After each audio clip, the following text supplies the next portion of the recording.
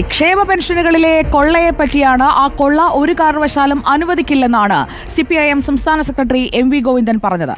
എന്താണ് സാമൂഹ്യക്ഷേമ പെൻഷൻ? ഏതെല്ലാം പെൻഷനുകളാണ് സർക്കാർ ഇപ്പോൾ നൽകിക്കൊണ്ടിരിക്കുന്നത്? ആർക്കൊക്കെ പെൻഷൻ ലഭിക്കും? അങ്ങനെ പെൻഷനെ പറ്റി അറിയേണ്ടതെല്ലാം നമുക്കൊന്ന് നോക്കിയാലോ. സാമൂഹ്യക്ഷേമ പെൻഷനുകളിലേക്ക് വന്നു കഴിഞ്ഞാൽ കർഷക തൊഴിലാളി പെൻഷൻ, ഇന്ദിരാഗാന്ധി ദേശീയ വാർദ്ധക്യകാല പെൻഷൻ, ഇന്ദിരാഗാന്ധി ദേശീയ ഡിസബിലിറ്റി പെൻഷൻ സ്കീം, അത് ഭിന്നശേഷിക്കാർക്കുള്ളതാണ്. അങ്ങനെ പല ഹെഡറുകളിലായിട്ടാണ് ഈ പെൻഷനുകൾ നൽകി വരുന്നത്. ഭിന്നശേഷിക്കാർ, അതുപോലെ തന്നെ 50 വയസ്സ് കഴിഞ്ഞ അവിവാഹിതരായ വനിതകൾക്കുള്ള പെൻഷനുണ്ട്. ഇന്ദിരാഗാന്ധി ദേശീയ വിധവാ പെൻഷൻ സ്കീമുമുണ്ട്. ഇതെല്ലാമാണ് വിവിധ പെൻഷൻ സ്കീമുകൾ.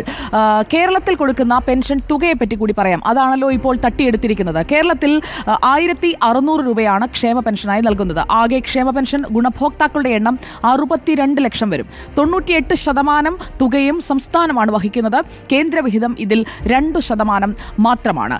പൊതുവായ മാനദണ്ഡങ്ങൾ എന്തൊക്കെയാണ്? അതായത് നിങ്ങൾക്ക് ഒരു ക്ഷേമ പെൻഷൻ കിട്ടണം എന്നുണ്ടെങ്കിൽ അതിൽ വേണ്ട മാനദണ്ഡങ്ങൾ എന്താണ് എന്ന് കൂടി നോക്കൂ. വരുമാനം 1 ലക്ഷം രൂപ കവിയരുത്. ഒരു മാസത്തെ അല്ല കേട്ടോ, ഒരു വർഷത്തെ. ആദായ നികുതി നൽകുന്നവർ ആകരുത്. അപേക്ഷകർ മറ്റ് പെൻഷനുകൾ വാങ്ങാനും പാടില്ല. മാത്രമല്ല, നിങ്ങൾക്ക് 2 ഏക്കറിൽ കൂടുതൽ വസ്തുവകകളും ഉണ്ടാകാൻ പാടില്ല.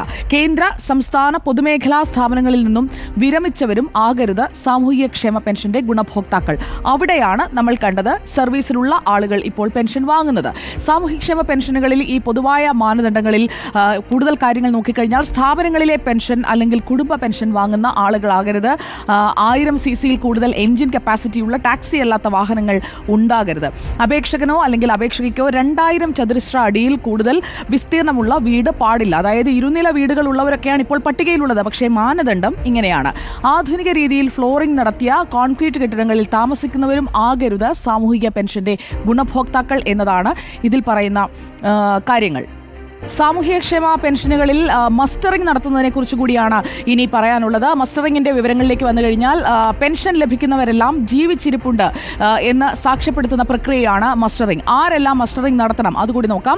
വാർദ്ധക്യകാല പെൻഷൻ, കർഷക തൊഴിലാളി പെൻഷൻ, വിധവാ പെൻഷൻ, വികലാംഗ പെൻഷൻ, 50 വയസ്സിന് മുകളിലുള്ള അവിവാഹിത പെൻഷൻ, ക്ഷേമനിധി ബോർഡിൽ നിന്നും പെൻഷൻ വാങ്ങുന്നവർ, ഇവരെല്ലാവരുമാണ് മസ്റ്ററിംഗ് നടത്തേണ്ട ആളുകളായി വരുന്നത്. ഇത്രയും കാര്യങ്ങൾ ഉണ്ടായിട്ടാണ് ഈ സാമൂഹ്യക്ഷേമ പെൻഷൻ പട്ടികയിൽ നേരത്തെ ഉൾപ്പെട്ട ആളുകൾ, അതവർ സർവീസിൽ കയറുന്നതിന് മുൻപാകാം, പക്ഷേ അവരെ എന്തുകൊണ്ട് ഈ മസ്റ്ററിംഗിലൂടെയോ അല്ലെങ്കിൽ മറ്റു പ്രക്രിയകളിലൂടെയോ ഒഴിവാക്കിയില്ല? പരിശോധനകൾ നടക്കുന്നില്ലേ? ആ ഒരു വലിയ ചോദ്യം അവിടെ നിൽക്കുകയാണ്. നമുക്കത് വിശദമായി തന്നെ പരിശോധിക്കണം. അർഹതയില്ലാതെ പട്ടികയിൽ കടന്നുകൂടിയിരിക്കുന്ന ആളുകളെ പുറത്തേക്ക് കൊണ്ടുവരികയും വേണം.